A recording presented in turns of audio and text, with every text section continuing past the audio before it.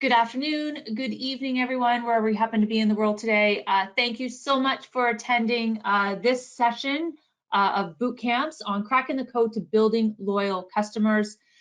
This boot camp is focused on building a profitable account management process, and you do that by leveraging executive business reviews. And so what we're going to do is we're going to review how to build an account management motion if you don't have one today, and review a framework for EBRs if this is something that you're not really doing too much today. If this is your first time attending one of my boot camps, welcome. So happy to have you here. My name is Stephanie Hammond. I'm the head nerd responsible for sales and marketing. I've been at Enable for a fairly long time. I've had a lot of different roles with Enable. My previous role was as principal account manager for our elite and super elite partners. You can see my contact information there on the slide, my email address. I'm on LinkedIn, so hopefully you're on LinkedIn as well. And if you are, we should be linked together. And you can also follow me on Twitter. All right, so today's topic is the result of many conversations I've had with partners who over the years have mentioned to me, complained to me that they're not seeing the sales growth that they're looking for. And they were coming to me and they were asking, you know, what are the big guys doing day in and day out, week in and week out, year in and year out? That's really helping to drive their growth and give them, you know, really substantial success. And they're asking, you know, how can I achieve the same type of sales success and growth success like they are? And so when we started talking about their sales and marketing emotions that they have in place today, and one of the things I do ask them about is what are they doing from an account management and from an executive business review standpoint? They admit that they haven't really made these pieces a real priority in their business, or their account management and executive business review meetings, everything's happening very sporadic and very ad hoc like. So what am I hoping that you take away from today's bootcamp session? We are going to review the importance and the benefits of implementing an account management process within your MSP. And we're going to review how to structure the account management motion if this is something you don't have in place today currently. And a big part of that account management motion is developing an executive business review process. You might have also known it as a QBR, TBR, a strategy review. I personally like to call them executive business reviews. So we're going to go through how to develop one that's going to provide real value and help increase your sales by uncovering new sales opportunities for your business. And it's really going to help to drive fresh new leads into the top of your sales funnel. And then we're going to review how to kind of structure and deliver that EBR. All right, so if you attended any of my boot camps before, you've probably seen this slide. I've used it in previous sessions. And it's basically the guide for all training that I'm developing at the moment. And this is our marketing and sales funnel. And what it does, it outlines a prospect's buying journey with an organization from them being a suspect where they don't really know anything about your business at all, to becoming engaged and then making the decision to ultimately purchase your services and becoming a client.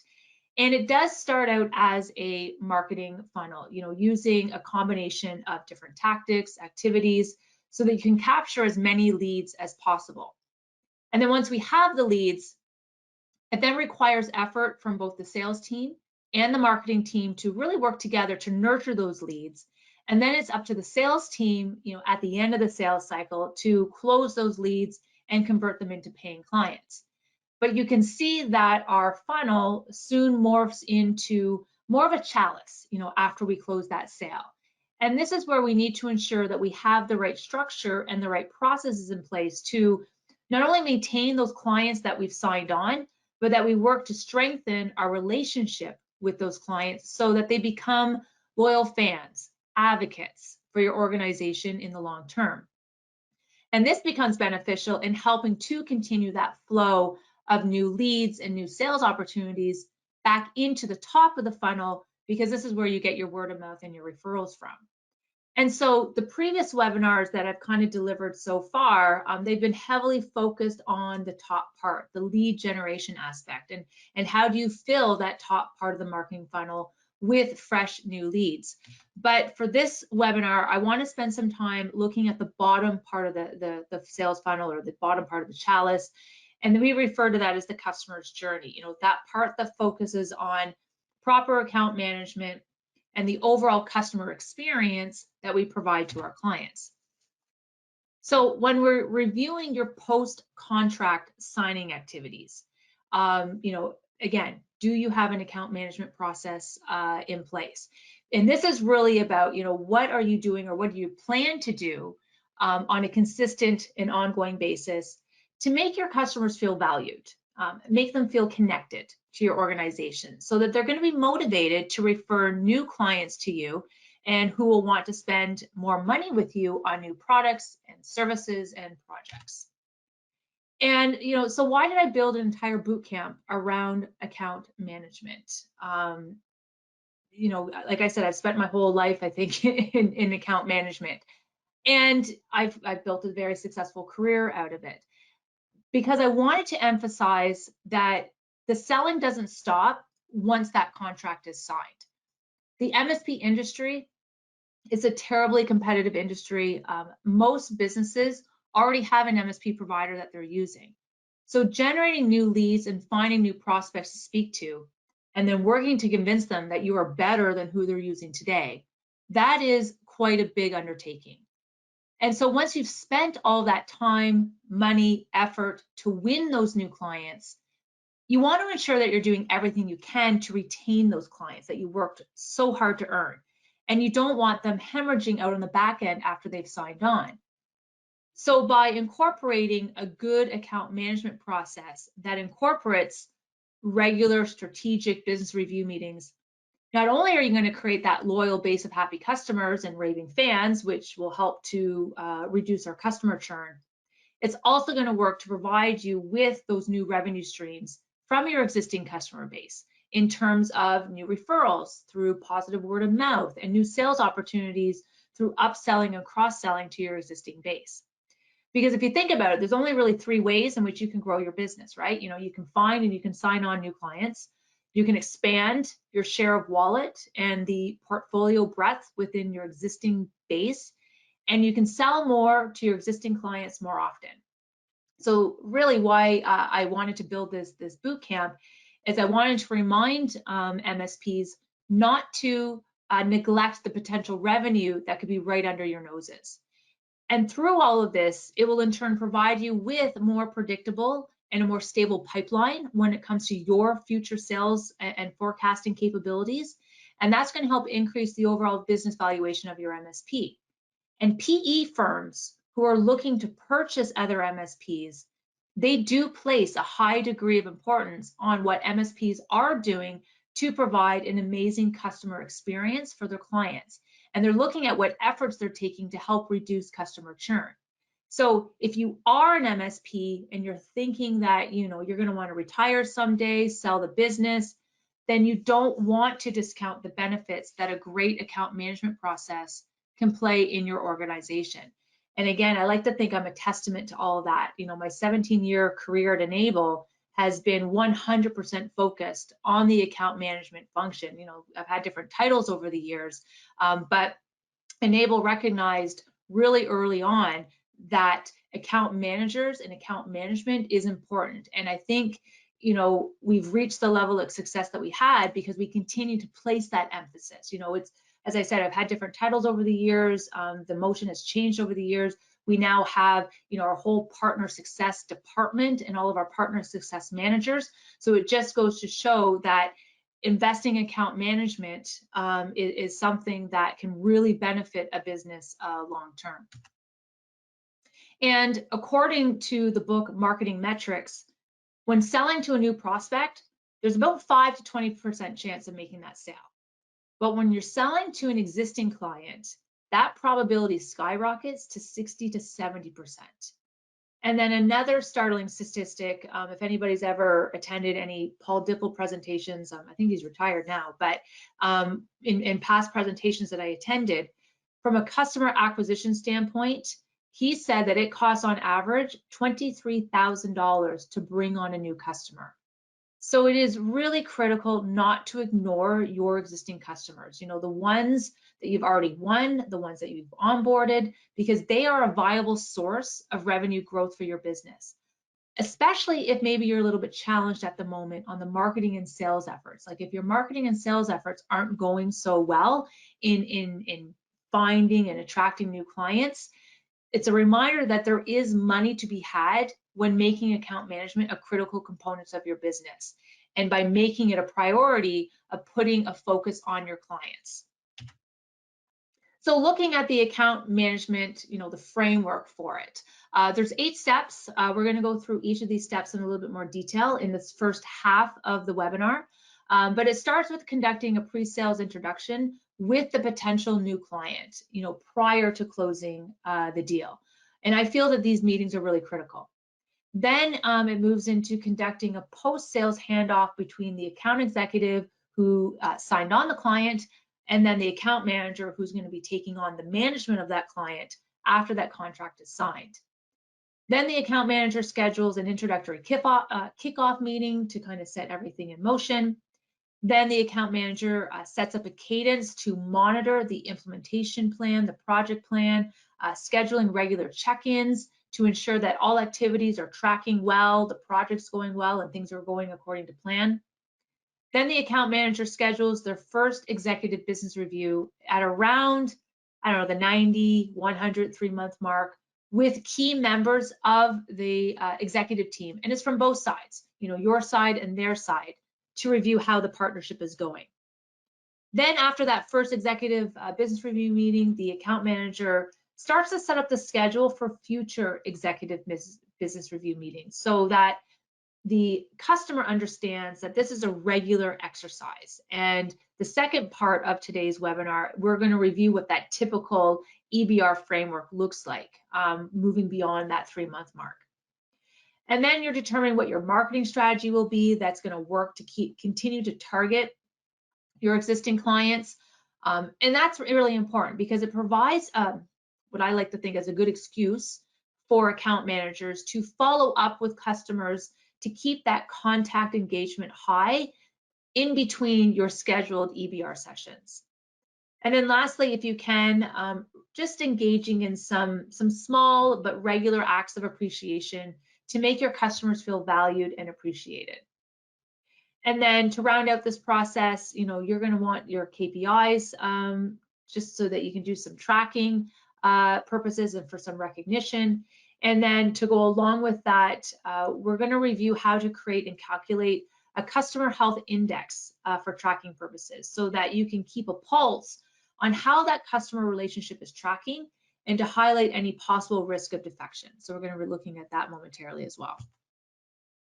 So going through that process in a little bit more detail. So step 1 of the account management process, scheduling a pre-sales intro meeting with all new clients prior to the deal closing. And as I said, I feel this is really critical. Even before that prospect signs on as a new client, bring that potential account manager into the sales process and introduce them to the prospect, because this is going to give the prospect an idea of what they can expect once they sign on as a client. A good book that I read is by Joey Colum. It's called Never Lose a Customer Again. And he calls this all, this step pre-framing. It's setting expectations with the prospect before the sale closes, providing them with a hint of the good things to come and using it to help align prospects with your own company operations. It also allows to ensure that both the salesperson and the account manager, that they're on the same page, and it allows the account manager to kind of get an understanding of what is being proposed to the prospect so that the account manager isn't caught off guard after the sale because maybe the salesperson said something that was inaccurate or maybe wasn't fully complete, which can do a lot of damage to the relationship post-sale. And so you want to avoid that. Having this meeting ahead of time also helps to avoid the feeling that the customer that they may have where, yes, I was dealing with the salesperson, this individual for a couple of months, and then all of a sudden, as soon as I signed on, I got handed off to this new person, and I kind of feel like I got kicked to the curb and forgotten about. So having the account manager partake in some of the last few remaining pre-sales calls is really helpful to relieve these types of sentiments, because you're letting them know up front that once they sign on, they are going to be assigned to a dedicated account manager who's going to be solely focused on their business moving forward. You know, it's not our intention to just forget about you and kick you to the curb. You know, this is just the way we do things. And it's the way we do things here at Enable. We have our account executives who work to bring new partners into Enable. And then once they are a partner of Enable, they get handed off to a partner success manager. Because the idea with this type of meeting is to help create a sense of familiarity prior to signing. And this happened a lot when I was in an account management role. If there was an account executive that was working to bring on a new elite or a super elite partner, then I was brought in to the pre-sales discussions near the end, and I was introduced to the team. And I liked it because it allowed me the opportunity to introduce myself, explain my role, explain how I worked with partners, and that worked to make it for a really easy transition once they signed on, because they had already met me and they knew what my role was now within the company. So then step 2 of the account management process framework, this is scheduling a post-sales handoff meeting between the account executive who signed on the client and the account manager who's going to be taking over the customer account after the contract is signed. And the goal of this handoff is just to ensure that the salesperson provides the account manager with all of the pre-sale notes, gives them a rundown of all the items that was discussed, you know, all the challenges, the priorities, the key objectives, the expectations that the customer may have. So the account manager is brought up to speed, and so they're able to start that relationship off on the right foot. Because there's nothing more frustrating than a customer needing to retell their history, retell their backstory after they've already told it once to the salesperson. So this internal meeting is a really good step. Which then brings us to step 3 of the framework, you know, where the account manager then schedules an introductory kickoff meeting, you know, with the new customer, which works to set everything in motion. And ideally, you want to schedule this meeting as soon as you can, once that contract is signed, and you want to schedule it with every key stakeholder. The customer is hopefully extremely happy to be partnering with you at this point. And so by scheduling this meeting as soon as you can upon them signing, this is showing that you're just as excited to have them on as a client as they are as being a client. And so you want to use this meeting to review the onboarding and implementation plan with the key stakeholders. Use it to make introductions to key colleagues from your team. Maybe they haven't met them yet, but you know they're going to be involved in the initial implementation, so you want to introduce them and bring them into the fold. It will give you an opportunity to review your support processes, your structure, you know, review how is the best way that the team can engage and work with your team whenever an issue arises. So maybe giving them a demo on how to use the help desk portal, how to use the phone system, how to create a ticket if you have that kind of capabilities built in. Also allows you to kind of reinforce your role as their account manager and reinforce how you fit into the overall mix of things. And then also gives you the opportunity, you know, to see if there's anything else that the customer needs to know to kind of help them learn how to work with you and your team and how your MSP operates. Because I think a sad mistake that we make is that oftentimes we assume that our customers know how to work with us, but we can't make that assumption. You know, our customers are not intuitively going to know and understand how our internal processes work. So this is a good time to kind of explain how things work to avoid frustration and confusion. And then, you know, to mark this occasion, you know, you may want to consider sending over a special note, you know, just a little something as a thank you for partnering with you, just to show that you're appreciative that they've selected you as their new MSP. And this really works to create a positive start to the relationship. It'll act as that, you know, little reminder that you truly do value their business. But ultimately, this is your opportunity to create a meaningful, a positive first impression and start laying the foundation for creating a strong relationship moving forward. There's a lot of momentum to be had at this point in the relationship, and so you want to capitalize on that. And then step 4, monitor the implementation and project plan and schedule a cadence for regular check-ins. And so this is generally the first 60 to 90 days of the engagement. You want to monitor the onboarding implementation, you want to monitor the project plan, and you want to schedule maybe weekly or bi-weekly check-in calls with the key stakeholders, because you want to make sure that the implementation is going according to plan, and you want to get their constant feedback so that you can address any questions or concerns that may come up. And the goal here is to, handhold them as much as you have to through this entire process so that you can help them feel comfortable and help them feel assured that they did make a good decision and partnering with you as their MSP. Because it is a really big decision and it's a big risk to switch MSP providers. Here in Canada, we have, I think, 5 banks, and you just don't switch banks in Canada. Switching banks is a nightmare. And so switching MSPs, I kind of equate to being that same idea. It's a lot of work. It could be potentially painful and scary to switch MSPs. So you want to make sure that there are no reservations from their end. So this hand holding is really important. These check-ins are really important. And then step 5, we want to schedule our first executive business review meeting at around the 90, 100 day mark. And this is how we're going to start training our customers on the way that we do business and what we expect from the customer relationship.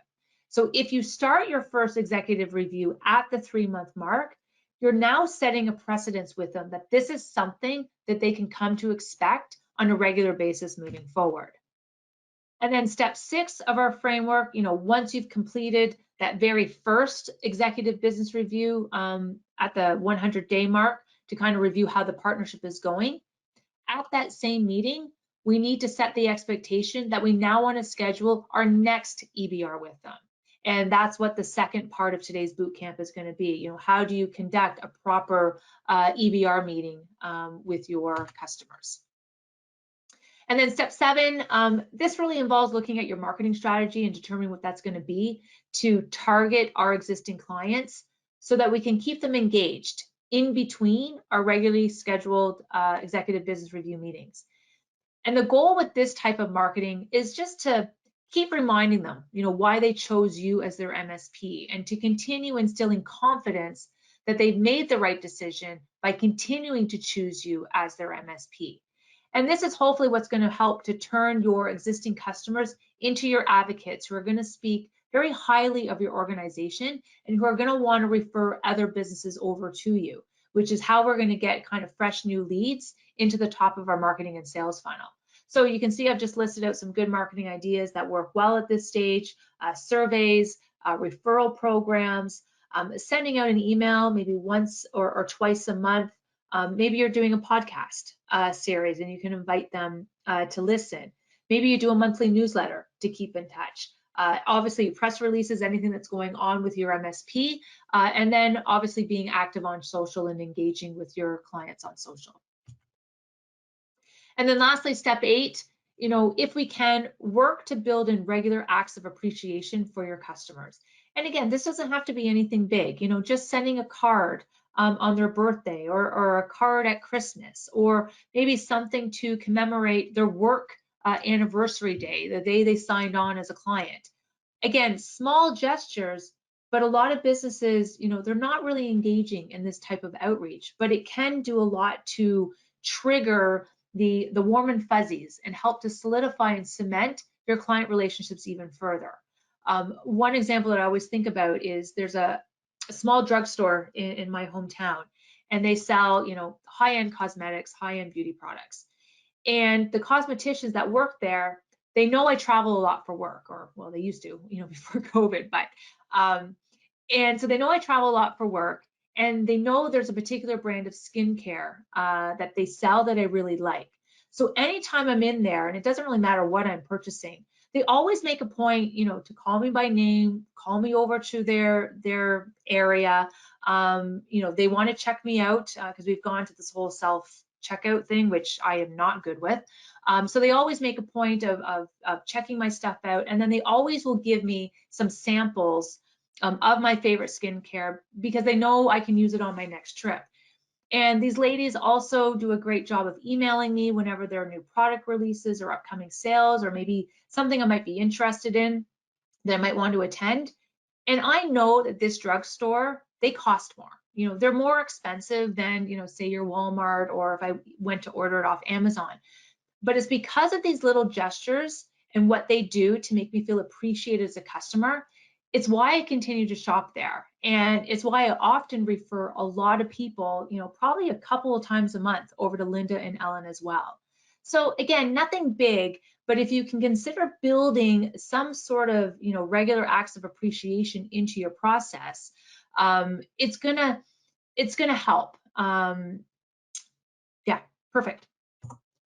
Awesome. So what is an EBR? So step 6, we talked about, building out a framework for having an EBR and scheduling executive business reviews with your customers. So what is an EBR, or executive business review? Basically, this is the most effective activity you can engage in to help strengthen and solidify your customer relationships post-sale. Again, sometimes it might be called a QBR, a strategic business review, technical strategic review, VCIO meeting. There's all sorts of different names that I've seen attached to this activity. But whatever you call them, it's a critical touch point between your team and their team. It's typically done face-to-face. It's something that typically happens quarterly with key executives at your client site, where you're discussing your client's business goals, their objectives, and you're working to identify additional ways where you can help them. I personally love the term executive business review over something like a QBR or a VCIO, because it serves as a reminder and it signifies to your customers that this is an executive level conversation. And you want to convey that the executive sponsors at the customer site need to participate in the meeting and the process. So it's a subtle change, but I think it helps. I think it reinforces the fact that you want and need to meet with the C-suite executives at your client site when you schedule and deliver these meetings. And you, as well as the business owner or the C-suite, should be attending, representing your MSP as well. And an EBR can really make or break your relationship with your clients. If they're done well, they can be instrumental in helping you uncover additional project work, sales opportunities, which is what's going to help in your future forecasting and sales growth for your MSP. Robert Herjavec, I use this slide in a few different boot camps. He says that 85% of revenue comes from expansion from your existing base. So he encourages, when he spoke at our Empower event last year, he encouraged our partners to expand with the customers you have by constantly upselling to them. But if they're done poorly, or maybe you're one that's not doing them at all, they can actually turn your customers off from wanting to meet with you, because maybe they might find them a waste of time, or because you're not meeting with them, it could open up an opportunity for them to be lured away to another MSP, which obviously would be detrimental to your business. Because there are some, what I feel, pretty significant benefits of implementing an EBR, that type of process, and establishing a regular cadence with respect to scheduling your EBRs with customers. EBRs, they're designed to allow you to go deep with your clients. And performing regular EBRs, it is the most effective way that you can partake in to ensure ongoing and active engagement with your customers. Because we all have them, right? We have those quiet clients, that subset of clients. They're not very demanding. They're not calling into your help desk all that often, but we can't neglect them. So establishing a regular EBR cycle with them, it's going to ensure that you, as the business owner and senior executive, that you are staying actively connected with the executive team at your customer site, even when you don't regularly hearing from them. Having those easy, non-needy clients, we love them, they're great, but you don't want them to feel that your lack of involvement means that you don't care. Because your lack of involvement, if you're not having that regular engagement, that's what's going to open them up to being lured away by one of your competitors. And if anyone is familiar with Nigel Moore from the Tech Tribe, he strongly feels that if you are running an MSP today, you should be delivering these as part of your account management motion. And when they're done well, your EBR process can be instrumental in helping to differentiate your MSP from your competitors, and you can use that whole process to help you stand out from your competitors. And performing regular EBRs, they're going to work to help strengthen and solidify your customer relationships post-sale and make them feel that you do care and appreciate them as clients.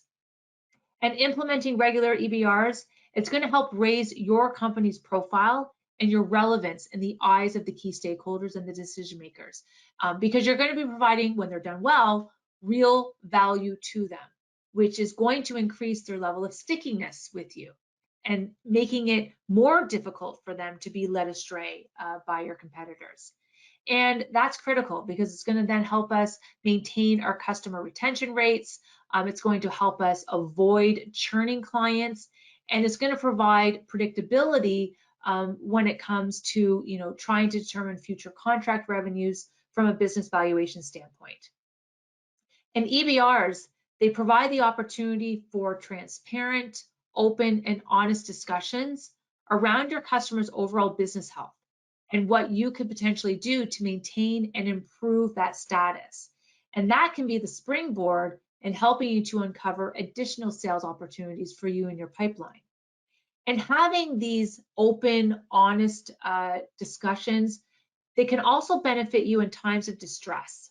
And they can be used actually to help save client relationships when things go south. And why am I saying this? And this story comes from one of my partners who's made quarterly EBRs with their clients a priority for probably a good 3-4 years now. Like, they have a solid process in place. And so they shared this example with me when I was doing my research for this boot camp on how their EBR process actually worked to help save a really valuable, profitable client for them because something bad really happened. So they go on to tell me that they had this customer who they've been attempting to implement their new business continuity plan for a few years. They switched from one backup product to another backup product. It was a better backup product. They rebuilt the whole process around it and built a new services package around it. And so they would have regular EBRs with their clients, working to convert their clients from the old system, old product to the new product. And so they were having their regular EBR with this one customer. And at each and every EBR, they would review the tech roadmap with this one client, and they would bring up the topic around the necessity of implementing a more robust backup and recovery plan for them. That what they have in place now, they no longer recommend, so we're changing everybody over and we need to get you over to the new platform. But obviously it was going to cost money. And the customer always gave them some sort of reason why it wasn't a good time. We don't have the time to focus on this. We don't have the budget for this. Can we push this to next quarter and revisit it there? And I think you can hear and understand where this story is leading. Unfortunately, this customer experienced a ransomware attack and had all of their data encrypted. And in the beginning, my partner didn't think that they would be able to help them recover any of the encrypted data because of the older platform that they were on, and that the customer would actually be forced to pay the ransom just to get their data back. And we all know that you can pay a ransom and it's not a guarantee that you're going to get any or even all of your data back. But the customer at this point looked like they didn't have any other option. But instead of the customer getting angry and getting emotional around all of this, they recognized that they had no one to blame except themselves for the mess that they were now in, because they knew that they had been continually warned and educated in every EBR that they've had with my partner. And they were continually told that we need to do something and we need to implement something better than what was currently in place today. Fortunately, my partner was able to get their data back, but it cost a heck of a lot of money. They said the bill was quite large that they had to give them. But they got the data back, And the customer, they move forward with the recommended new platform and the new services that was initially proposed because they didn't want to go through that ever again. But my partner was telling me that because they made a regular habit of conducting EBRs with all of their clients, including the ones that wouldn't move forward, highlighting areas of their business where they were exposed to risk, that worked to take the emotion out of this ordeal, because the customer, they understood that my partner made the recommendations known through open and honest dialogue. It was all documented via the tech roadmap, but the customer, they just refused to listen, and they refused to make these changes that the MSP was recommending a priority for their business. Whereas, if this was a type of partner or a type of MSP that wasn't having these types of conversations with their customers, this could have been, as you can imagine, a very messy and intensely emotional situation, with a high probability that the customer would probably have fired them as their MSP because the customer would have felt that the MSP failed at doing their job. And so again, not always fun conversations to have, but if you can, continue to have these conversations, with your customers in a regular format, get your concerns documented. When something like this happens, then really they don't have anybody else to blame. So that whole process actually worked to save a very profitable client for them. And then as mentioned earlier, your first customer EBR should be scheduled 90 days out from when you first onboarded that client. And again, this is critical because it does set that precedence and that cadence moving forward. And it helps to set expectations right out of the gate that this is the type of relationship you want to forge with your clients, and your goal is to have them align to your standards. And then from a customer retention standpoint, by implementing an EBR process, setting expectations about the process immediately at contract signing, that's really going to work to eliminate that question as to whether your customer is going to renew their contract with you or not upon expiry. So it really does work to make that renewal a non-event. And in speaking to partners over the years about the necessity of implementing EBRs as part of an account management process, I've had partners tell me, what, Steph, I've tried to do them in the past, but after a while, my customers told me that they really don't want them, that they don't really see the need for them, and so I stopped doing them. Or they would get told by their customers, we're just too busy right now to meet. Everything's really working fine. Why do I actually need to see you and meet with you? And if you're hearing these types of excuses or reasons from your customers, these are terrible reasons not to be doing EBRs, because as we just kind of discussed, there's so many good financial and business benefits that your MSP can reap if they are executed properly. But there are reasons why EBRs do fail, and why MSPs aren't successful in delivering them. And the biggest reason I heard was that MSPs really don't like doing them.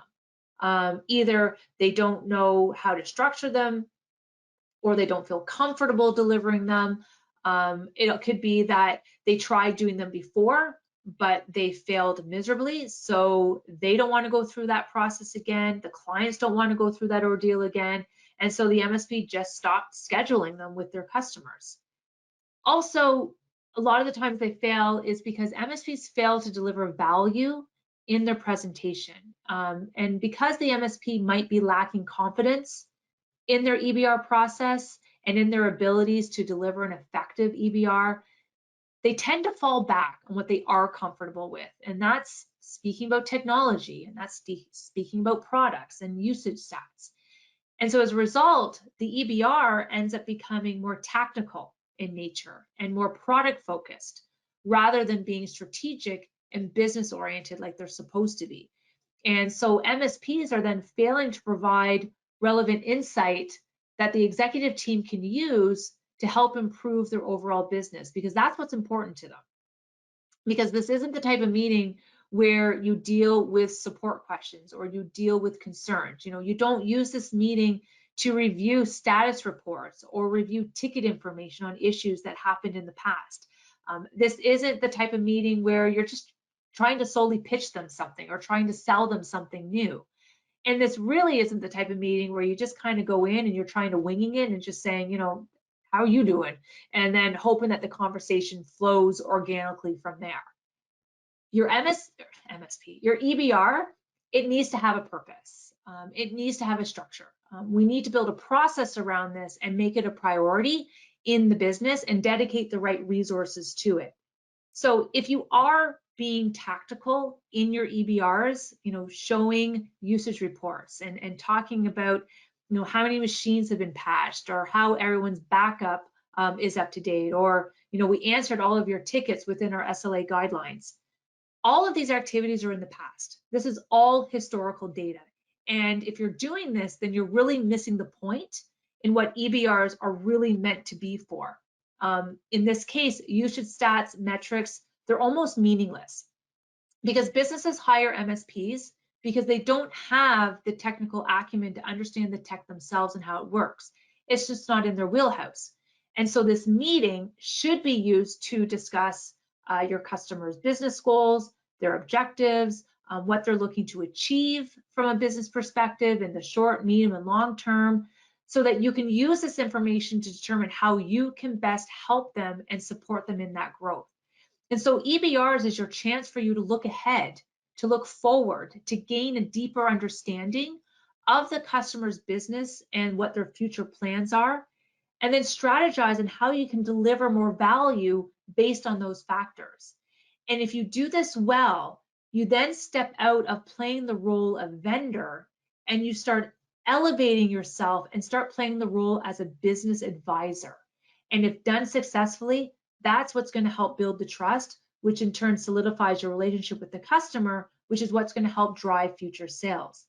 So ultimately, you owe it to your clients, you owe it to yourself to uncover, what is it that's holding them back from meeting with you, and then work to fix that perception.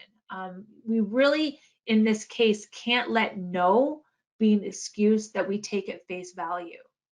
And maybe to get, better uptake in terms of participation and attendance, if this is something you've been struggling with, might need to think outside the box a little bit. Instead of holding meetings at the client's office, offer to take them out to lunch and discuss it with them there. Make it a working lunch because people do need to eat, or make it a breakfast meeting or a dinner meeting. But think about changing up the location of where you hold these strategy meetings to make it more interesting and appealing for your client. But at the end of the day, all of these pitfalls, they can be easily fixed if we just change our approach and how you conduct your EBRs moving forward, making them more strategic in nature and client focused.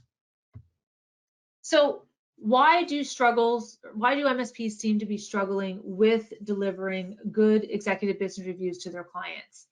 And again, I really feel it's because there's just not a good process or even a framework around it. So what constitutes a good EBR? How should you structure your EBR if you've never done it before? Because like other processes that you've built around your NOC, around your service desk on the technical side, your sales process, your account management process, your EBR process, they're just as critical and they should be fleshed out and documented and followed just as closely. Because having a process developed around your EBR structure, that's what's going to allow you to continually get better each and every time you do one. Because the more that you do them, the better you will become.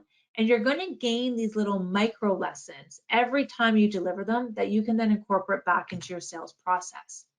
So step one of your EBR process is really all about preparation. Preparation is really key.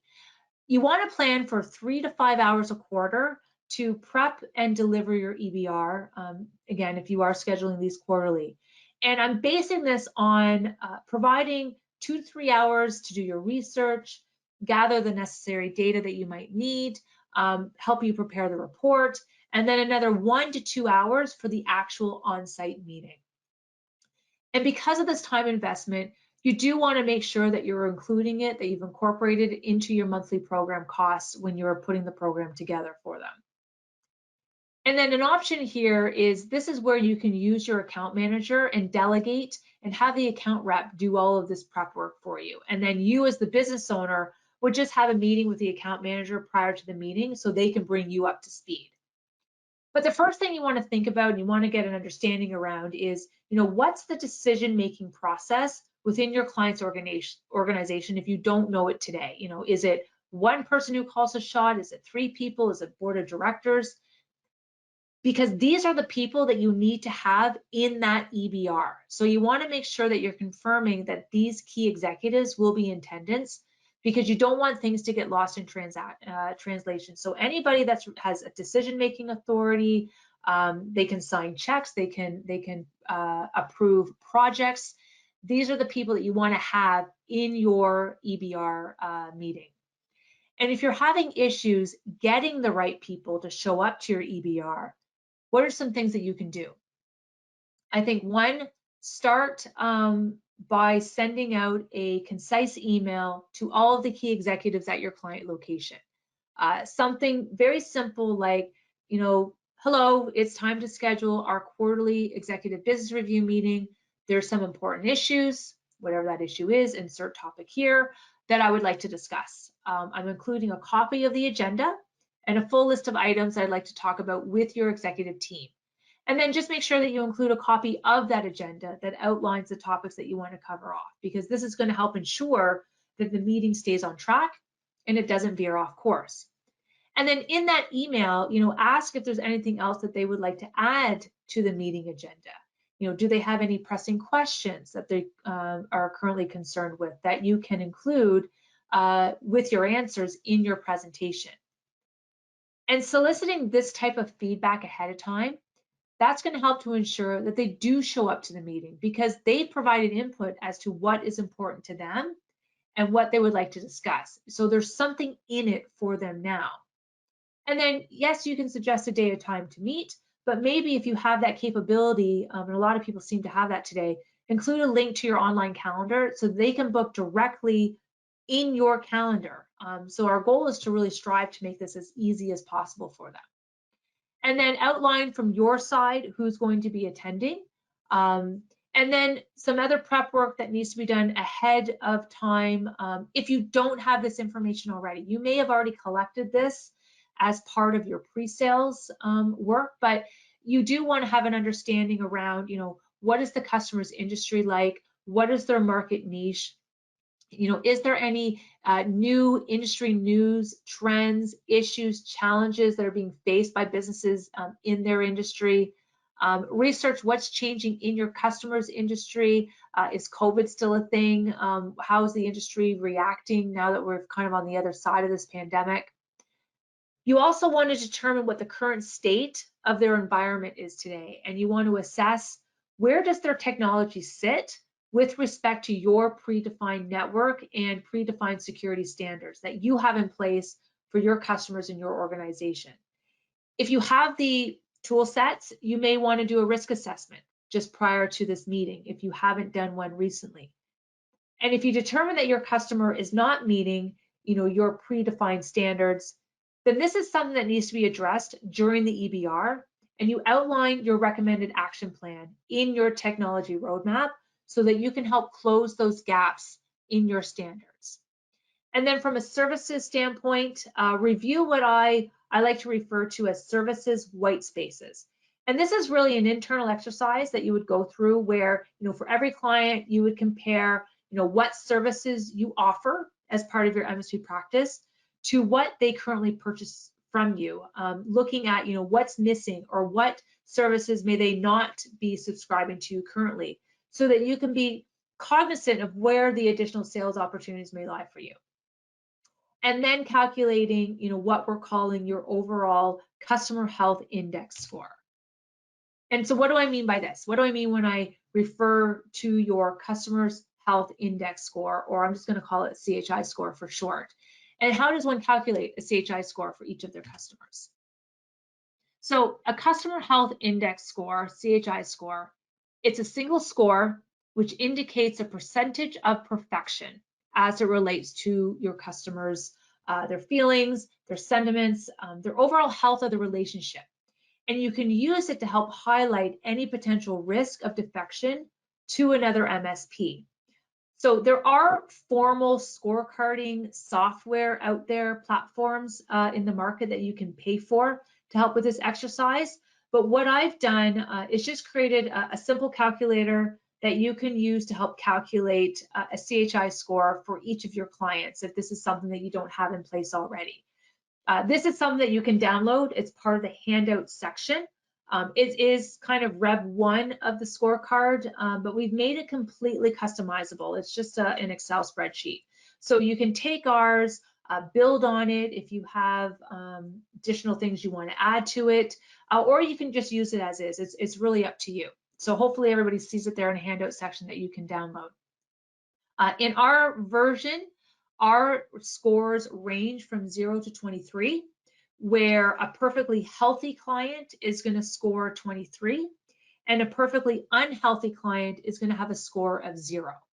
And I've built in several components into this overall health score, which are then weighted to calculate the overall score, with the first component being program level. You know, what MSP program level are they in currently? Are they break fix? Are they a la carte? Are they proactive? Are they fully managed? Or you can even think of this as, you know, what number of services are they currently enrolled in versus the number of overall services that you offer. Looking at their customer relationship, you know, how strong is the relationship that you have with them? You know, how strongly are they committed to you as their MSP? Looking at contract value as a function of their growth. You know, what is their current monthly MRR now versus their initial contract value when you first signed them? You know, have you been able to grow the value of their contract since their initial onboarding or since their last EBR? And then looking at their engagement, their feedback, their advocacy. You know, are they keen to provide references, quotes, testimonials for you? Are they the type of client who's often referring new business to you? Are they helpful when you ask for their help for something? Maybe you're doing some marketing initiatives and you ask for their help. You know, maybe you need their help in some focus groups. Maybe you need their participation because you're organizing a panel and you're doing some industry talks. And do they provide valuable feedback to you?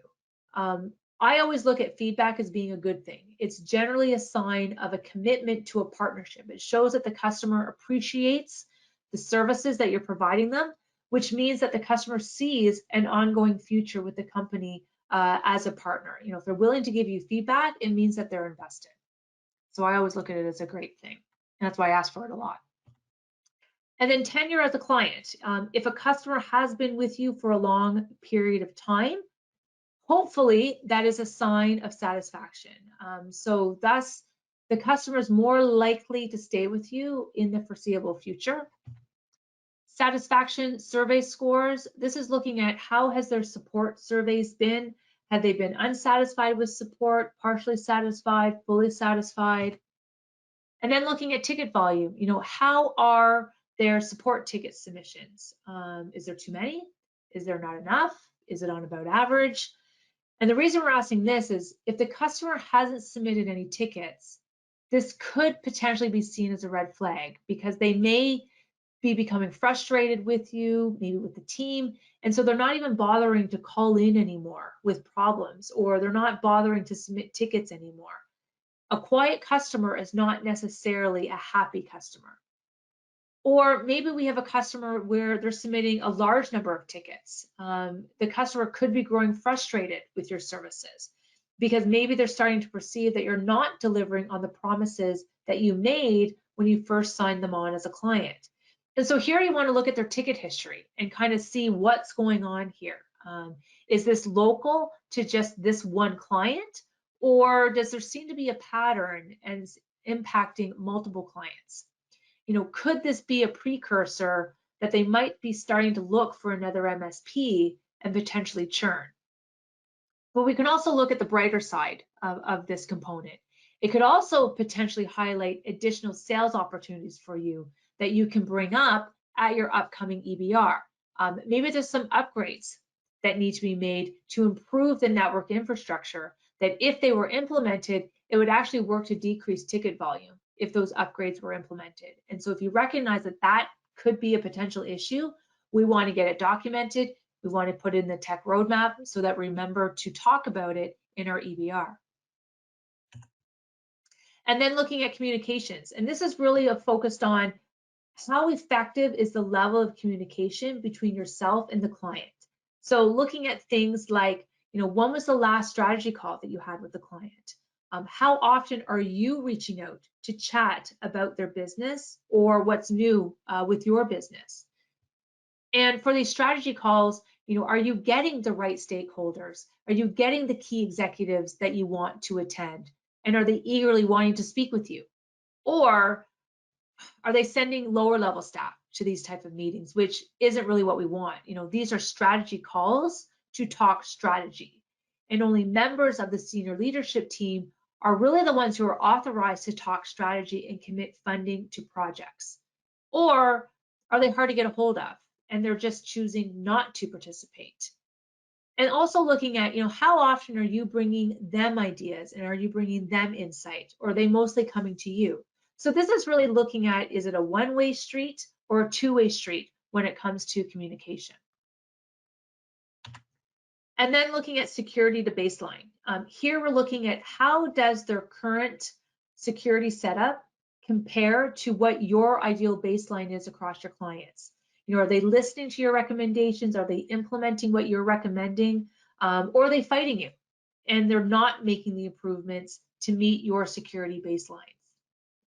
And then also looking at compliance to baseline. This is along the same idea. If they fall under any sort of regulations, how are they doing in terms of meeting their compliancy standards? Are they listening to you? Are they implementing what you're recommending? Were they deemed to be fully compliant if they were happen to get audited? Or are they refusing to heed your advice and would? Okay, so part of your account management, KPI tracking process, if you can, try and find a way to assign a health score to every single one of your customers, or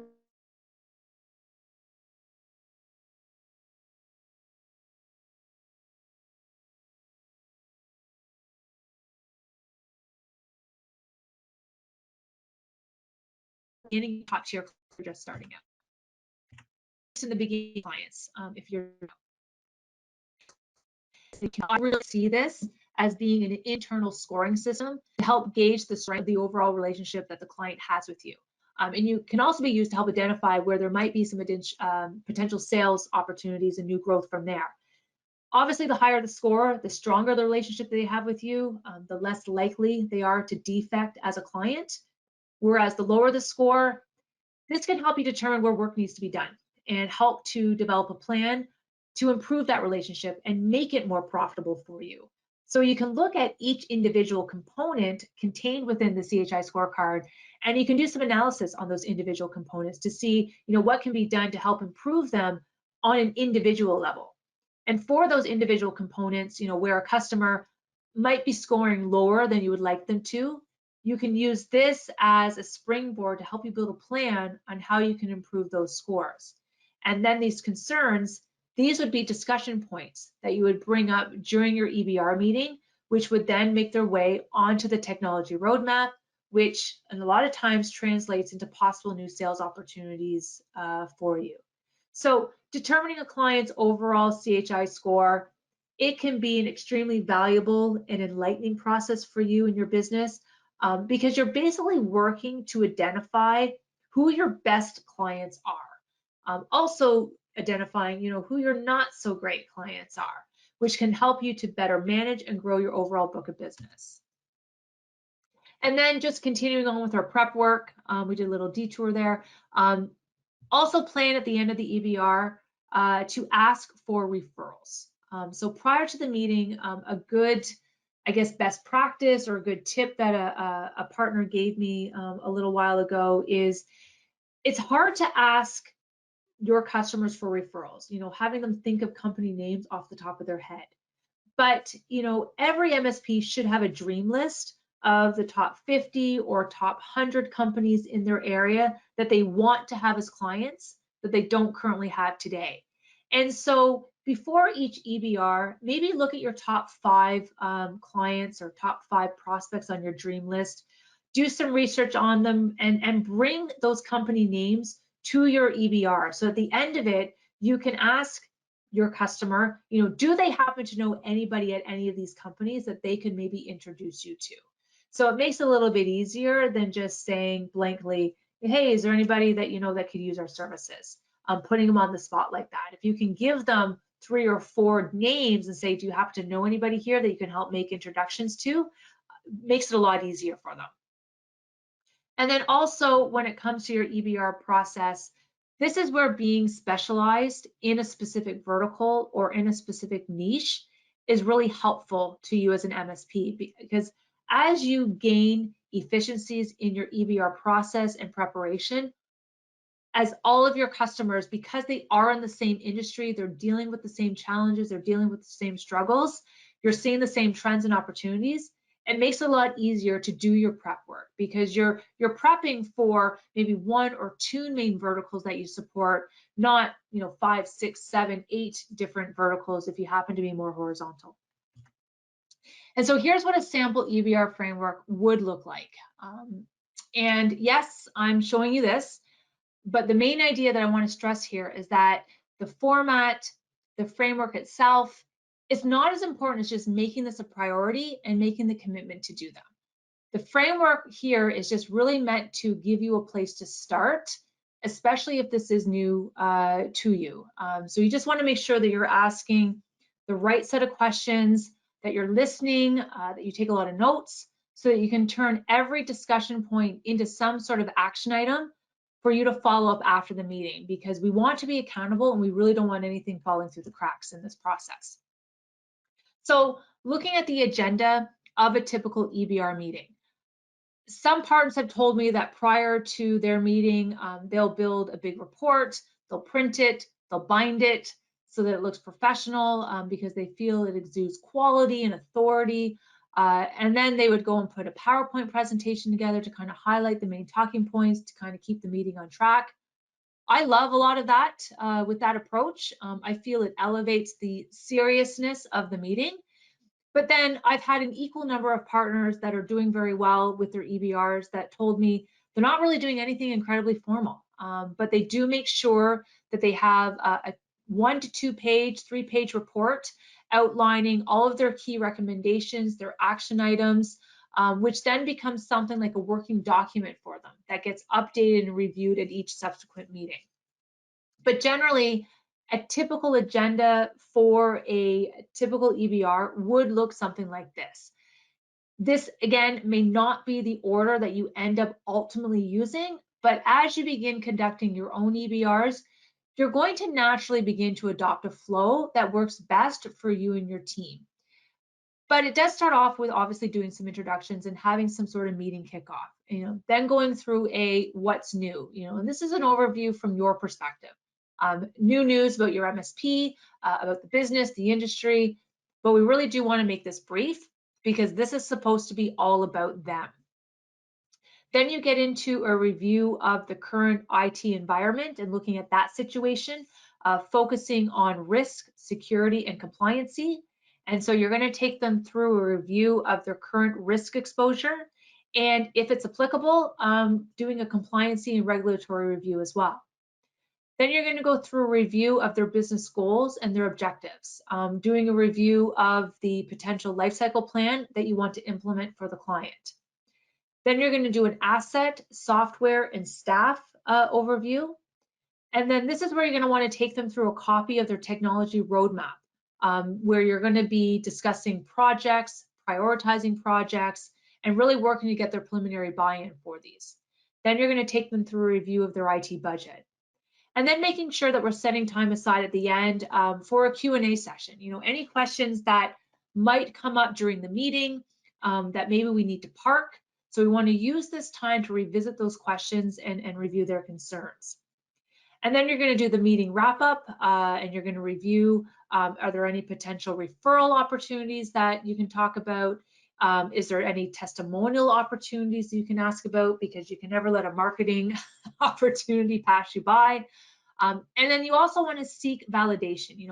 How did they think the meeting went? Was it a worthwhile and valuable exercise and a good use of their time? And then you want to set up the next meeting date, being sure to schedule the next EBR, before you're ending the current one. So you want to ideally have it booked on the schedule before you even leave that office. So asking them what makes sense for them for scheduling their next EBR. And this whole meeting, I'm thinking it would take, maybe an hour, 90 minutes, 2 hours at the absolute most. That's the nice thing about having this agenda is you can explain, this is everything we want to go through today. Maybe you are allowing 90 minutes. And so if you start seeing that things are going off course, this is where you can park it and maybe you have to schedule a follow-up meeting. But ideally, you don't really want this to go longer than maybe 90 minutes or 2 hours max. Now, that being said, if you're having a dynamic conversation and the customer is really open and forthright and they're giving you all this fantastic information about their business and what they're looking to achieve, you don't want to cut it off short.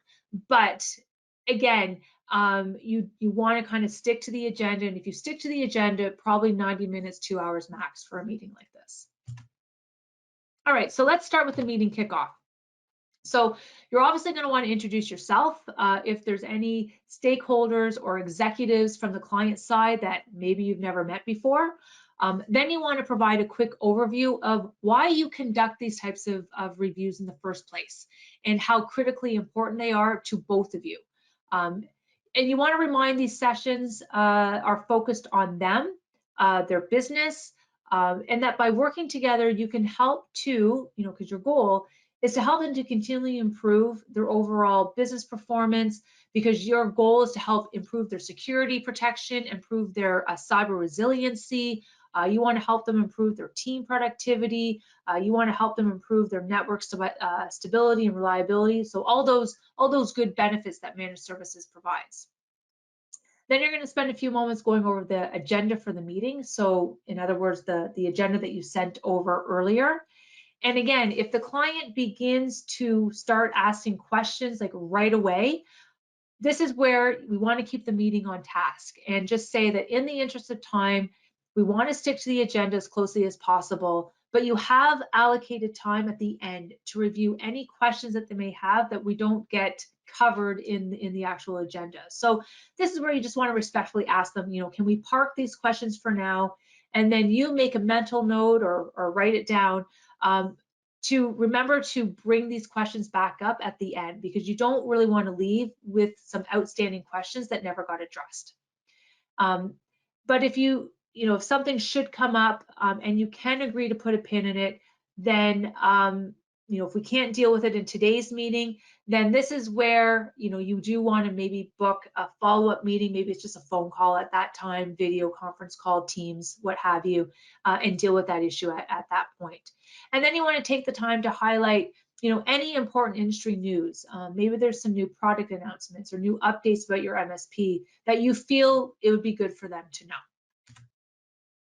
Then you want to provide a quick overview of their current situation.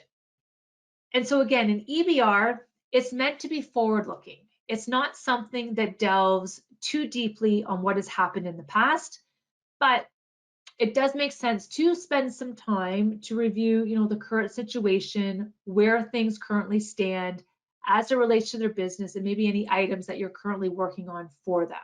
So if there are any open projects that are still ongoing, go through a quick overview, recap, confirm with the client that expectations are being met in terms of the project plan, the execution, the timeframes, the deadlines. You don't really want to use this meeting to dive into all of the minutia of all the projects that are currently in flight. If the client begins to seemingly go down a rabbit hole, then this is where you say, hey, let's schedule a meeting and we can discuss all these projects specifically, because that's really a concern for another time. Also, spend a few moments to acknowledge if there are any unresolved or open tickets currently, because if there are any unresolved issues, you don't want those issues overshadowing or clouding what you're hoping to accomplish with today's session. Today's session is supposed to be a really positive conversation. And so it's not really the time to go into a deep dive in debating those unresolved or open tickets, but make a note of the client's concerns, get their feedback, and then commit to getting them answers, resolutions as soon as you get back to the office. Because again, we want to kind of keep things positive and on track. Next, we want to review their security and their risk exposure and any concerns that you currently have as it relates to their organization. So part of the current overview discussion, you want to review how well are they doing in meeting your current security baseline standards that you have in place for all of your customers to prevent ransomware and security attacks on your clients. And this section comes directly from that CHI scorecard component where we ask about the security to baseline that you assessed your customers on. And this is a really important conversation that needs to be included in your EBR, and really more now than ever. But you need to keep this conversation business focused. So if you do have the tool sets to do so prior to the meeting, as I mentioned previously, complete a risk assessment on their network, on their business, and advise them where they currently stand against your standards. And you may even want to give them some sort of rating, maybe give them an A, B, C rating. I've seen some software packages where you use a color scheme, like a green, yellow, red, to kind of drive home that point. Or to help better gauge their risk exposure, you can distill this down into a risk quotient for them, where you can think of risk as being a product of the types, amount, degrees of threat probability facing the organization. And we give this a rating of as high, medium, or low. We multiply this by the number and the severity of the vulnerabilities or gaps that they have in their network compared to your recommended security baseline. And again, give them a rating of high, medium, or low. And then we multiply this by the severity of the consequences, the impact, should they get breached or exposed to some sort of ransomware or some sort of attack. What's the impact on the business if that event happened? And so we would rate the consequences and the business impact as being high, medium, or low. And so, if they score high across all three levels, high for threats, high for vulnerabilities, high for consequences, then this is a real concern for you that you need to communicate to them. And if there are areas you have uncovered from your assessment where they are failing to meet your security baseline standards, then you want to identify those gaps. And you want to build a plan that outlines, what are the changes that need to be implemented to help reduce their risk exposure, which is going to protect them more from attacks. And so you want to then make sure that these recommendations, your ideas, your plans get added onto the technology roadmap and the technology budget for discussion and prioritization purposes. But it's really about comparing their current reality when it comes to network security to what you would consider as ideal. And so you want to discuss where they're not making the proper investments in terms of their technology from a risk and security standpoint that you believe that they need to. And you want to highlight the consequences and the potential outcomes should they continue to choose not to make these investments. Because, your goal as their MSP is to keep them safe.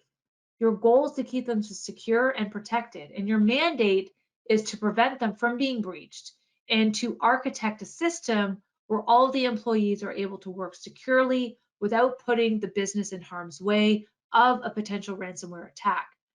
And if we're not having these types of conversations, the sad truth is that your customers think you're doing this already. They're making these assumptions that you're already doing everything you can to prevent them from getting breached or getting attacked.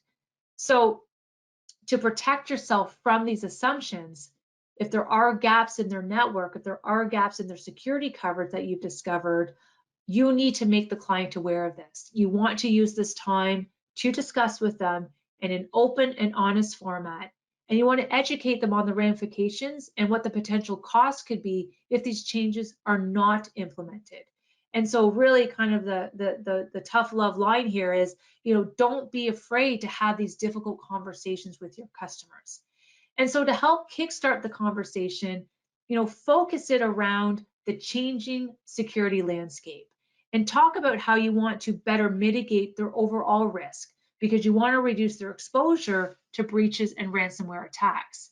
And you can start off the conversation by saying something like, you know, the companies that are in the news that get attacked and succumb to ransomware, this is terrible publicity for those types of organizations. And I would hate to have you experience something like this for your business.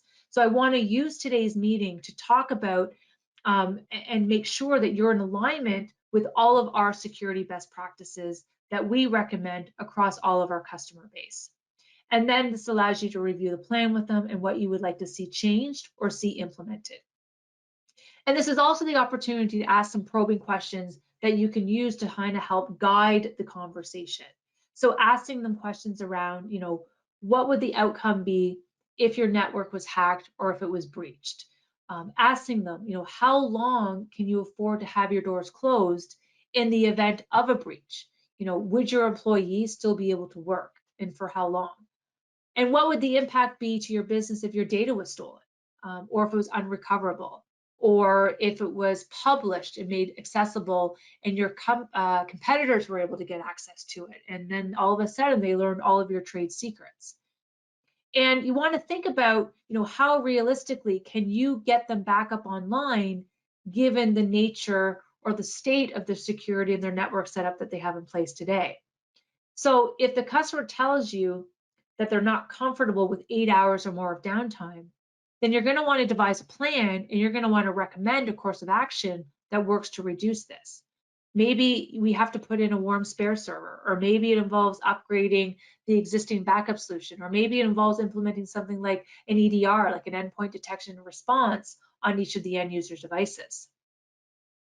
And then you want to use this time to ask them, you know, do they have any security risks in their business that they're concerned about and want to discuss?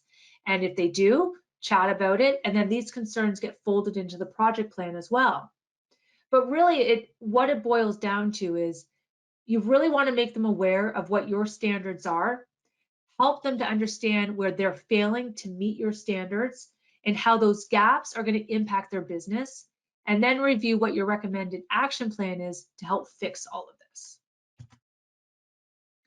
And then after the risk and exposure security review, if they are a client that you know falls under a certain piece of compliancy legislation, most will, you know, whether they want to admit this or not, then you want to run through how they're currently measuring up against that particular compliancy standard. So just like we had the security to baseline component as part of our CHI scorecard, we also have a compliancy to baseline component as well. And this component would be used for any business that has to adhere to a governing body like HIPAA, GDPR, CMMC, that type of thing. And so as part of your current overview discussion, you want to review, you know, how are they doing in terms of adhering to those compliancy standards that their governing body has in place for their industry. Are they compliant? Are they partially compliant? Or would they fail if they were audited? So including a compliancy conversation as part of your EBR, that is another great springboard that you can leverage to help improve and drive revenues for your business.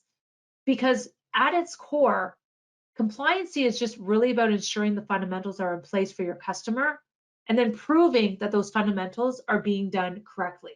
So in this part of the EBR, you want to highlight the compliancy standards that the business falls under and must adhere to, and review areas where you feel that they're doing well in meeting those compliancy standards, but also review areas where you feel that they're falling short in being able to adhere and meet those standards. And then again, like we did with the security, outline what your recommended action plans are to help their organization close those gaps, because the last thing you want for them is to be called to an audit and not pass and then have to pay some sort of hefty fine. And again, oftentimes it's these gaps that we uncover that's going to result in some sort of project work that's going to need to be completed. And if that's the case, we want to make sure that that project makes its way onto the technology roadmap and the technology budget so that we can talk about it, discuss it, and prioritize it among other business priorities. And talking about business priorities, next we want to talk about business goals and objectives. And so if you are having problems getting people to attend your EBRs, if that's something that you've been struggling with in the past, it's probably because you're failing at delivering real value to them. Not to be harsh, but we just can't ask them to take their most important, most expensive people in their business and make them take the time to speak with you. So we need to work on changing that perspective. And so we want to structure the meeting so that your clients see the value in your EBR process. And what is it that delivers that value? Having strategic content that's focused on their business goals and objectives, and then having conversations around how you can help them to achieve those goals and desired outcomes. That's what delivers value. And so we want to start off the conversation by reviewing their existing goals and objectives, as well as their expectations. So asking them, what is new in their business since your last discussion? What's new in their industry since your last discussion? What's changed in the industry, or what's changed in their business that might be causing them some concern since your last discussion? Are there any issues currently that's preventing them from generating more sales and more revenue for their business? What areas are they struggling in? See if they can tell you what their top 2 or 3 challenges are that they're facing as an organization. Maybe try and find out, what's the least profitable part of their business that is concerning them. And, maybe we're still having to have the COVID conversation. How did they fare during COVID? Did they have to lay people off? Maybe they're rebounding. Are they prepared for this rebounding? Are there any ways that we can help improve the productivity of their employees? Because are their employees now wanting to kind of work in this more hybrid world that we're all accustomed to now? And then making sure that you're asking the executives, what is their vision? What does the C-level team expect from the business now and 1 to 3 years down the line? What's their future business plans and growth goals? So looking at the year ahead as an example, what's their top 3 initiatives that they want to complete? And maybe do they have any major initiatives coming up? Is there any planned mergers, any planned acquisitions? Is there office moves? Any new products or services for their clients that they're working on launching? And then looking at, how does their current technology impact these goals that they've set for themselves? And then asking them, is there anything technology related that they would like to learn more about or would like you to evaluate on their behalf because they think it might be beneficial for their business? And so you want to use this time to listen, take as many notes as you can. You want to use this time to probe for as much information as you can so that you can best determine how you can help align, all of that back-end technology that's going to support their goals that they're now telling you about. And as you're listening to them, is there something that they're speaking about that maybe could be a new business opportunity for you? Is there a trend that you're starting to see emerging from having all of these types of meetings with your customers where you can develop maybe a new suite of services that maybe you're not currently offering today? But you really do want to keep the conversations focused on business outcomes. We don't really want to fall back into our comfort level, talking about products, talking about solutions, but we want to focus on outcomes and how you can enable those outcomes leveraging the technology, or if they made some changes to their back-end technology. But your goal with all of this is really to educate. Your goal is to help your customers solve their most pressing business problems that they feel are preventing them from generating more sales and generating more revenue for their business. Next, you want to review the status of their current hardware and software situation that the business is currently using. Now, in this section, you would review the organization's current hardware, run through any warranty reports or hardware end-of-life options with the client, making them be aware of it if they weren't currently, and then asking them, do they have any hardware warranties that need to be renewed, or is there any assets that are really past their use life? Because the goal here is we want to help them understand why and how aging equipment could be detrimental to their overall organization. It can impact their productivity. old equipment, aging equipment can impact their efficiency, and how it can really put their organization at risk if this type of hardware is left in place. And you want to make them aware that if the hardware is not replaced, then you as their MSP, you likely might not be able to support it moving forward, or you might have to charge more or change the way in terms of how you support it because the hardware is out of warranty. So you want to be transparent around, what is your internal processes and how do you deal with clients that might have hardware that's out of warranty. And then if the hardware does need to be replaced, explain why you're recommending what you're recommending, and outline when you feel that replacement needs to happen so that the client understands, and then ensure that these recommendations, they get added onto the technology roadmap and into the technology budget.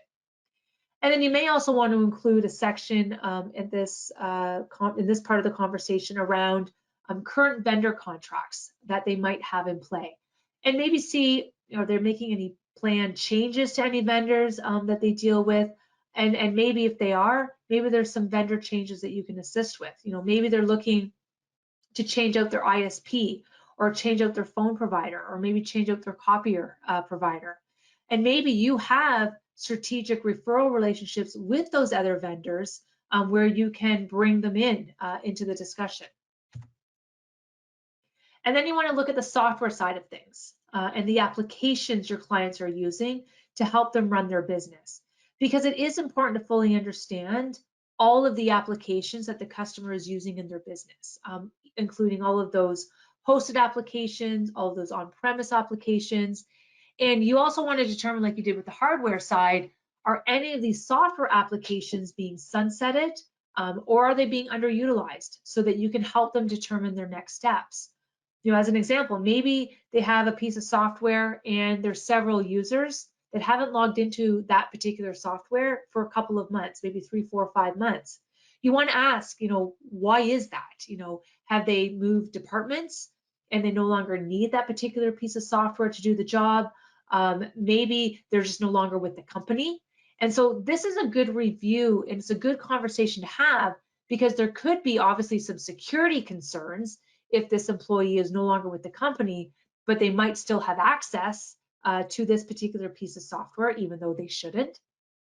Or you can help the customer save on licensing costs, because these are funds that can be freed up and then redirected to be better spent elsewhere.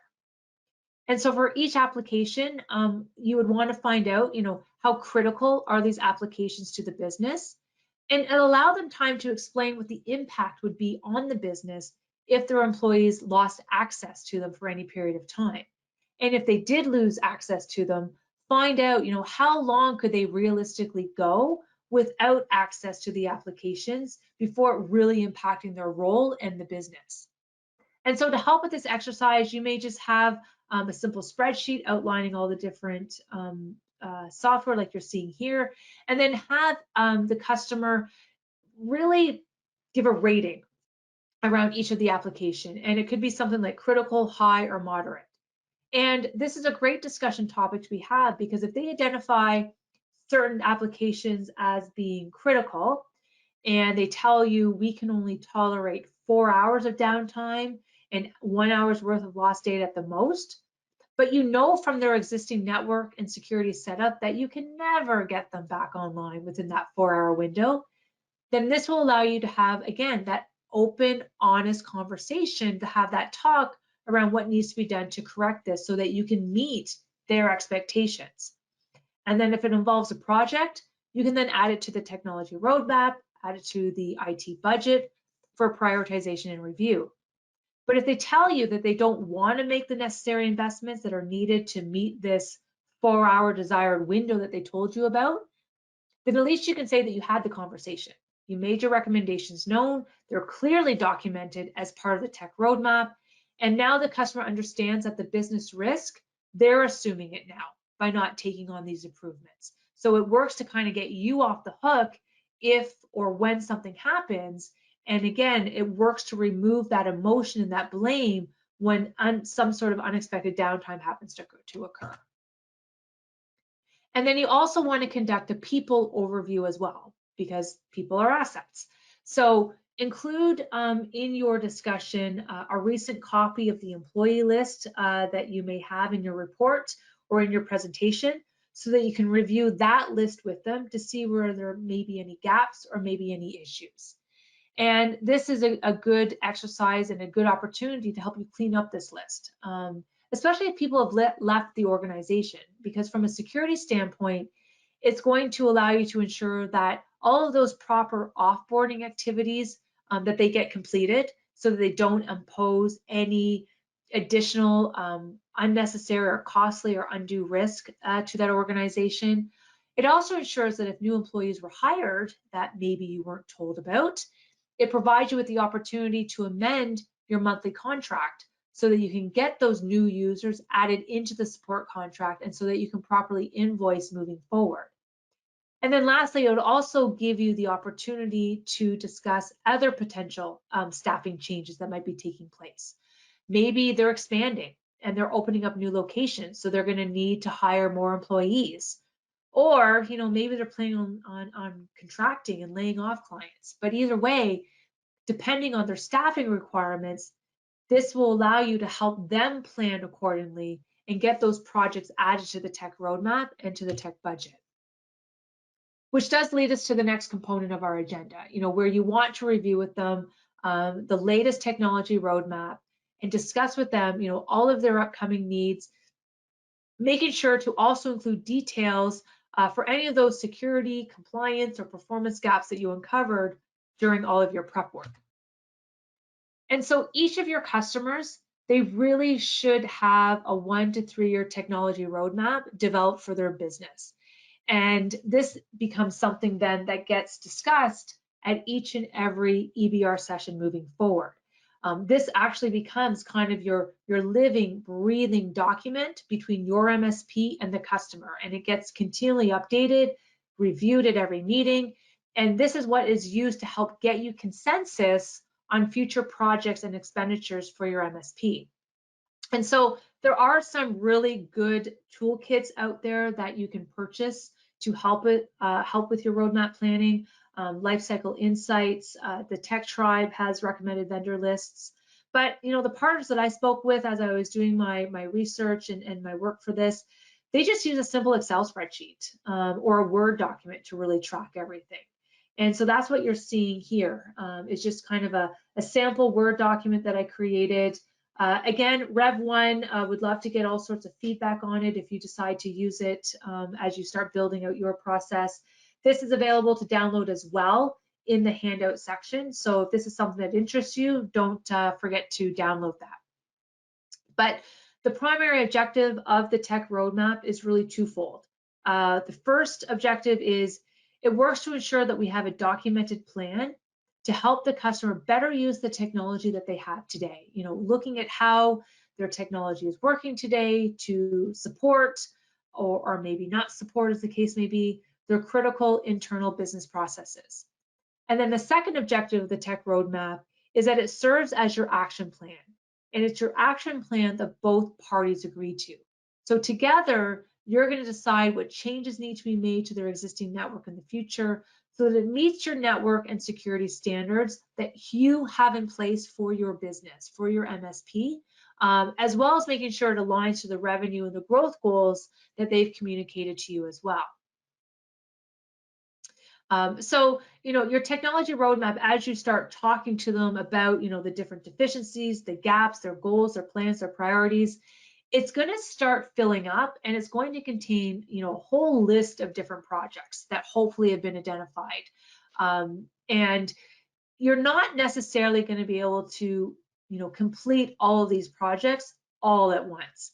So this is where you use your EBR sessions to prioritize these projects and get consensus on which projects you're going to tackle first.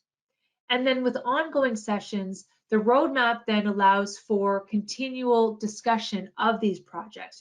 Those ones that might be a year or two out, but it continues to keep those projects top of mind so that the customer can accurately budget and mentally prepare for those projects, which gives everyone the confidence and it gives you the financial security about what's to come respective to that client's technology in the years ahead. And it's also going to work to help you better manage that trailing effect. As you complete projects for that client, as you complete projects, you can then go back, pull up this list, remind them of all the other projects that are documented on this list that they told you was important to them or that you feel are important, so that you can then reprioritize the list and then determine, what's the next ones, what are the next 2 or 3 ones that you want to work on moving forward. And so this helps to keep your pipeline, and it helps to keep your forecast clean. And it helps to keep that all up to date as you work to implement these different projects. And that's going to help you better manage the overall revenues and profitability of your MSP business. And again, not to turn to the dark side again, but in the event that there is any sort of potential legal action or unfortunate incident, like my one partner that went through that whole thing with that customer who refused to implement the new backup plan, the new backup platform, and they ended up getting breached. By conducting regular EBRs and reviewing this technology roadmap with them that highlights your concerns, this is going to protect you, and it's going to protect your MSP because you've done your due diligence. You've educated the client on what is necessary, and now you're transferring the risk over to them, and it becomes their problem if they don't want to heed your advice or heed your recommendations. And the consequences of their decisions or their indecision is going to fall on them. So if you're not in the habit of preparing these today, there's real value behind implementing a technology roadmap for each of your customers, as it's not only going to help secure and retain the clients and keep them committed to your MSP. This is where that stickiness factor comes in, but it's also going to work as a way to have them continually spending money with you well into the future. So hopefully you take an opportunity to download that if that's something you think could help as you're building out your process. And then next, you want to assemble and present them with their latest IT budget and ask them if there's any changes that they'd like to make to it. And this ties in to the roadmap discussion that you just had with them. Because many organizations, they're unsure of their IT requirements to sustain the growth of their business. And so they are looking for clear recommendations and support. So in the agenda, let them know that you're going to be providing them with a technology budget and that you're going to be reviewing it with them during the EBR session so that you can get their input and their feedback. And so based on their business objectives, their project plans that they've outlined in the roadmap, the budget is going to provide all those costing details. Like as an example, maybe you identified that there is a desktop refresh that's going to need to be taken place because a lot of the desktops, they have expired warranties on them, or maybe they're really old and so they're experiencing some performance and reliability issues. Adding this into the budget now allows you and the customer to avoid any surprises or unexpected expenditures in the future. Or maybe you need to implement some higher levels of security protection, some more comprehensive security controls to better protect their end users from maybe phishing attacks or ransomware attacks. You can add those costing details into the new security program as well. And then reviewing the technology budget with them at each EBR, this is allowing you to be transparent with them about upcoming costs. So again, they can be that mental preparedness. And it also, again, provides you with the benefit of getting their agreement ahead of time. And then this becomes future sales that you can forecast and include in your pipeline. And then I think the additional benefit of including something like this in your EBR is that, the CFO or that finance person that's in the room that they should be in the room, they're going to be particularly interested in this section of the meeting. And they're likely going to want to request a copy of this budget so that they can review it further. And now all of a sudden you have buy-in, you have engagement, you have a C-suite executive who now sees value in this meeting and in this discussion. And then once you become their budgeting go-to person for all things technical, when additional expenses or purchases pop up, who are they going to be looking at? They're going to be coming to you. And then we have kind of the anything else. And this section is really reserved for those non-agenda items that may have popped up during the meeting, but you parked them so that you can get through all the other scheduled agenda topics in the time that you allowed. And so if there are any topics, questions, concerns that came up during the EBR outside of the agenda, this is where you want to make sure that you are capturing those so that you can circle back and discuss them at this point with the client before wrapping up the meeting. And then we start to wrap up the meeting. And so once you've finished the business conversation, don't end the meeting until you seek validation and get feedback on how the meeting went. And this might be scaring some of you, but it's a necessary component of this, of your EBR. You know, if you've attended any of my boot camps in the past or any of the other nerd boot camps, we're always asking your feedback. We always bring a poll up at the end. It will be coming up momentarily as I start my wrap up, because we want to know what you thought of our sessions, because our goal is to make this relevant to you and make it a worthwhile of your time. And we can only make it better if we get your feedback. So it's the same concept that you want to include as you're wrapping up your EBR session as well. So start by asking them if they can give you an honest rating around how this session went today. You know, on a scale of 1 to 5, what would they give this meeting experience? And by soliciting this rating, you can then work to see, you know, what improvements you need to make to your structure, what improvements you need to make to your flow. And it will also allow you to kind of track your ratings to see how they change over the time. You know, hopefully they're getting better. And then you can even compare them to other EBR sessions with that customer. So you're going to want to find out, you know, was the session presented well? You know, did they find this meeting worthwhile of their time and a valuable exercise? And if they didn't, and they happen to give you a poor rating, that is good. You can work with that, because then you can ask them, what was missing from the meeting? You know, what were they expecting to see from the meeting that you didn't present to them? You know, what would they have liked to have seen that would have made it more valuable and worthwhile for them? You know, what could you have done differently? And so this is all really good feedback that you want to include so that we can fix our EBR process for the next customer and for the next time we meet with them. But maybe, you know, they're telling you that nothing's really changed since the last time you spoke. And so maybe with this particular client, quarterly doesn't make sense for them. Maybe that's meeting too much. So it's okay if we need to dial it back to maybe semi-annual then, because I think even having semi-annual meetings will work just as well if it means that your customers are showing up and that they're engaging with you.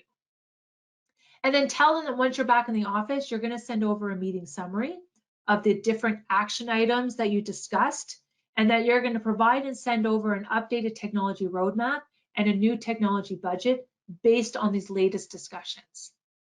And then, just as I talked about at the beginning, as you're doing your prep work, at the end of this meeting, this is where you want to ask for additional referral business. You know, bring up those company names that you researched during the prep time that you would like to have as clients and do business with, and see if anybody on that executive team happens to know anyone at those organizations that they would be willing to introduce you to.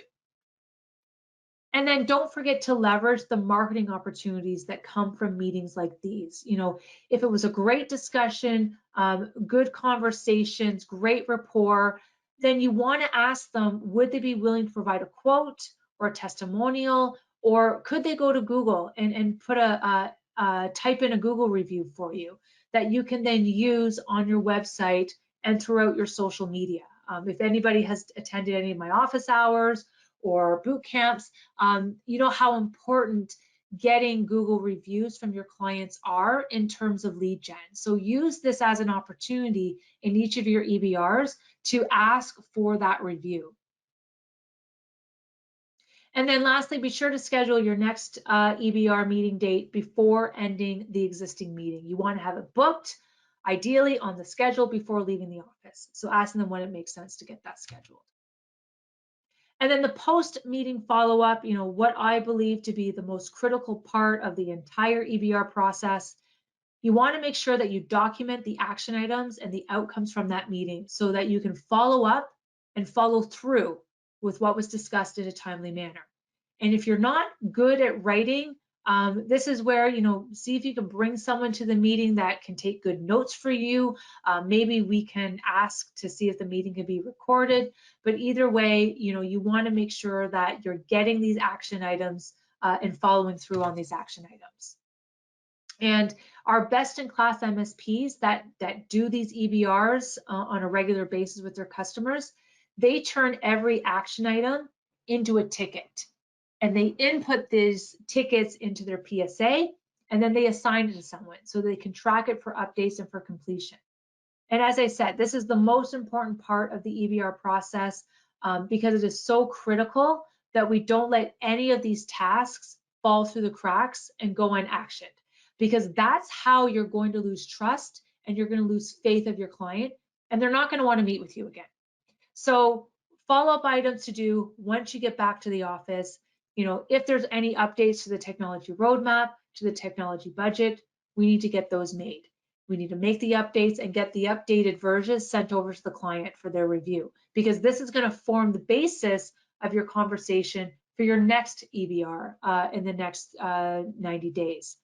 And it'll allow you to kind of see, where do things stand, what their priorities are, if the priorities are still in alignment with their stated goals, or maybe something has changed. So you want to get that documented. You also want to work to ensure that the account manager is working on any sales opportunities that came out during the meeting. So any sales opportunities, project possibilities, upselling of services, make sure that they get inputted into your CRM. And then if there are any service requests that happen to come up during the EBR meeting, be sure to get those inputted into your PSA system for tracking purposes and delegate them to someone so they can go and follow up the client and provide regular updates to them. And if there are any tickets that are still outstanding, then we want to make sure that we review those and get updates over to the client as soon as possible as well. And then you want to brief the team if there's anything additional that came up that you may need them to do as it relates to the client. And then if you were fortunate enough to receive any referrals during the visit, be sure to reach out immediately to those organizations to introduce yourself and work to schedule that initial discovery meeting. And if you were given some referrals, arrange to send over a thank you to your client. It could be an email, a letter, a note, just to show your appreciation to that client. You don't necessarily need to wait until the deal closes or until you meet with that prospect to send something. Send it immediately as a form of appreciation and gratitude. And then make any tweaks or adjustments to your EBR process if you feel it's necessary at this time. Maybe there were some topics or conversation starters or flow activities that worked really well. Go and make those updates to your SOPs for your EBR process. Because again, your EBR process, it's a process. And as you deliver them more and more to your clients, you're going to naturally find ways to continually improve that process. So you want to make note of things that worked well during your EBR meetings, things that didn't work so well, so that you can continue refining and improving this all-important client engagement strategy. So again, the purpose of taking the time to conduct an EBR session like this is not only does it help to identify new potential revenue opportunities for yourself, but you want to demonstrate to your customer that there is a real correlation between having these regular meetings with you and improving the business functionality and success from the customer's perspective as well. Because if EBRs are structured and if they're implemented properly, you're going to be able to have a more accurate plan, and you're going to be able to prioritize any and all new projects and initiatives that are going to work to improve the customer's overall network, work to improve their end user security, because you're going to be identifying, you're going to be implementing the correct measures that are needed to protect the customer's most critical asset, which outside of their employees is their data, which is then going to work to decrease the risk exposure because you're putting the correct measures in place to detect and prevent attacks, which is then going to help mitigate the business impact in the event that they do get breached. So it's working to make the client more cyber resilient, which is then going to help improve their overall operational efficiencies and productivity, because employees, they're going to be able to keep working and they're not going to be subjected to unexpected, unexplained downtime. which will then ultimately help to increase revenues and their overall profitability, because the organization, they're not going to have to worry as much when it comes to unplanned for expenses, like dealing with a ransomware attack. And you're going to be able to optimize the use of their technology now and in the future. So you want to be able to continually highlight and emphasize the benefits of the EBR process back to the customer if you start to get a little bit of pushback. These are investments that you're recommending in new technology that's going to better support their employees, their business, and help them to achieve, the business objectives that they're outlining to you. So just to summarize, hopefully today I've convinced everyone, there's the 27% or the 23% that are already doing it. So I've already convinced you, but the ones that are working on it or they're not doing it as often as they should, how important the account management and the EBR process is for your continued growth and success. As I keep saying, delivering EBRs is a process just like anything else in your business. It needs to be documented, it should be structured, there should be a methodology around it so that it can be delivered in a repeatable fashion, because you want all customers receiving the same experience and receiving the same benefits. And this is a process that is going to change over time. It's an iterative process. So the idea here is start doing them if you're not doing them, or if you're not doing them regularly.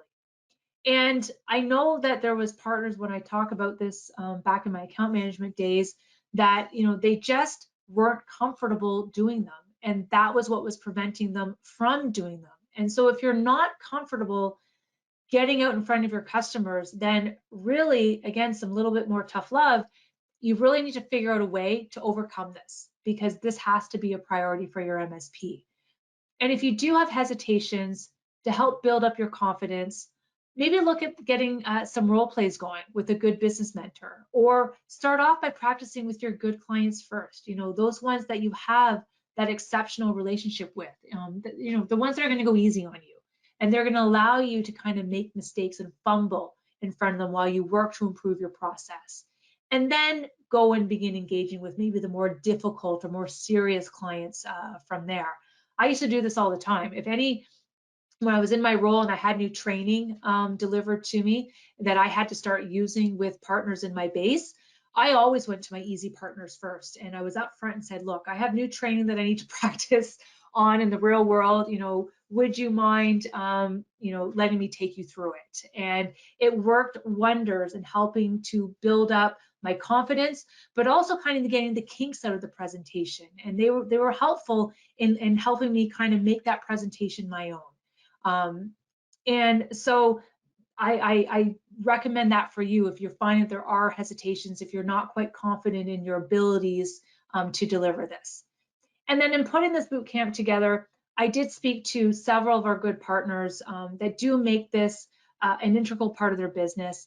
And the most common piece of advice that they told me is these EBRs, they don't have to be perfect. You don't want perfection to be the enemy of the good. Just like any other processes you've implemented for your business in the past on the technical front, it's not going to go smoothly at first. There are going to be kinks that are going to need to be worked out. So just starting with an initial framework, and then it's going to be through practice, repetition, getting that feedback from your clients.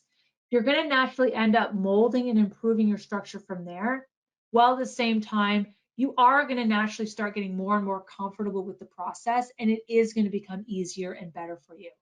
And one partner, I think, actually summarized EBRs the best. His advice was keep it conversational. Look at the EBR meeting as just catching up with friends. It's a conversation with a side serving of structure. He just really said, be sure to identify, what the most important pieces are that you're really hardlined about, and then be sure to cover off those items and then go from there. But again, the most important thing is that you just need to make these regular reviews a priority for your MSP and a mandatory activity for your clients if it's not something that you're doing today.